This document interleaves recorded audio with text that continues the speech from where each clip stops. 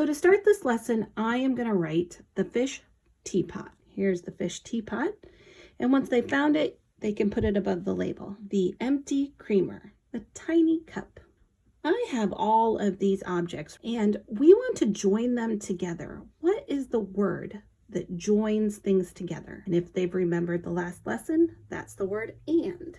Now, I have one more phrase left to write. The serving tray. And here is the serving tray. And I've left a little spot here. I'm going to write one more word. I have a new word right here, and it's going to tell me where. Let's read what we've written. The fish teapot, and the empty creamer, and the tiny cup on the serving tray. Can you do that? All right, that's pretty easy, right? We can do that, but what if I change this word? Under. Let's see if we can do that. We're going to put these objects under the serving tray. Yeah, we could do that.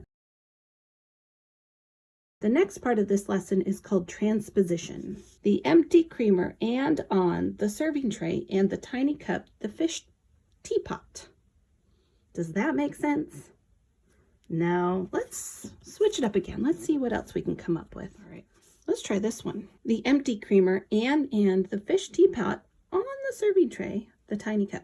Does that make sense? And then after you go through that a few times, ask the child to put it back in order. Now we move on to the third part of the lesson, which is called symbolization. Now in Montessori, every single grammar concept has a symbol. So we identify our nouns and we symbolize them. What kind of a teapot is it? It's a fish teapot. And what kind of a creamer is it? It's an empty creamer. What kind of a cup do we have? We have a tiny cup. And what kind of a tray do we have? We have a serving tray. When we give the article lesson, we're simply going to emphasize that the means one.